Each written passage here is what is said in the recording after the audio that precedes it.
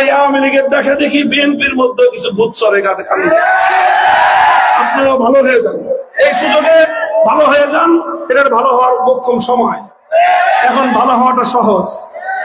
আপনারা এই সকল আলেম ওলামাদের সঙ্গে বিভিন্ন সময়ে ওলামায়ে কেরাম যখন কোরআন হাদিস থেকে এমন কোন কথা বলেন যেই কথা দলীয় আদর্শের বিরুদ্ধে যায়, তখন ফস করে সাপের মতো সবল দিয়ে উঠেন।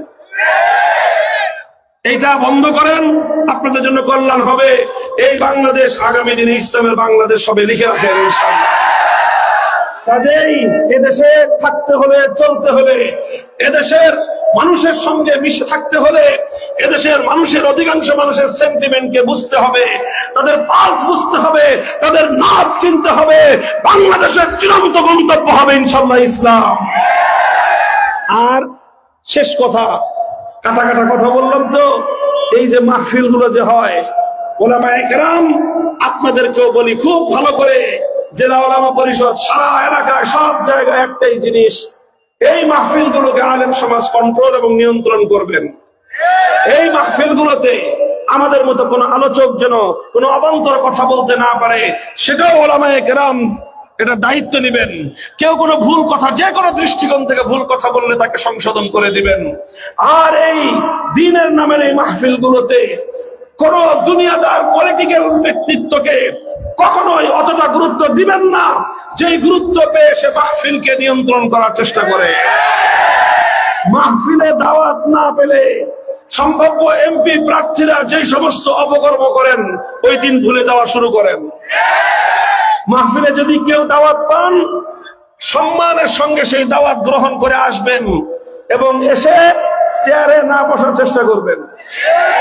কোমরে ব্যথা থাকলে ভিন্ন কথা, তাও চেয়ারটা নিয়ে হুজুরদের পিছনে বসবেন। যেরকম নাকি মসজিদে গিয়ে নামাজের মধ্যে যত বড় নেতা হন, খেতা হন, ইমামের পিছনে দাঁড়ান, ঠিক এরকম ভাবে দ্বীনের মাহফিল গুলোতে যে সকল রাজনৈতিক নেতৃবৃন্দ অংশগ্রহণ করেন, তারা ওলামায়ে কেরামের পেছনের সারিতে থাকার চেষ্টা করবেন। যদি কোনো কথা আপত্তিকর মনে হয়, ওলামায়ে কেরামের শীর্ষ আলেমদেরকে কানে কানে বলবেন, খবরদার এই সমস্ত কোন কথা, কোন ধরনের এর প্রোটেকশন, এর বিরুদ্ধবাদী কোনো কথা কোন মাহফিলে কোন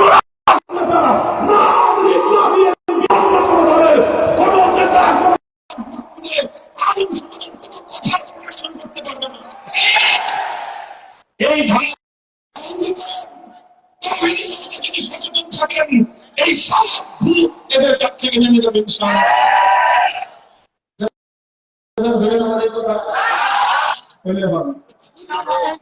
এভাবে ইনশাআল্লাহ বাংলাদেশ ইসলামের দিকে এক ধাপ এগিয়ে গেছে, আরো এক ধাপ এগিয়ে গেল ইনশাআল্লাহ।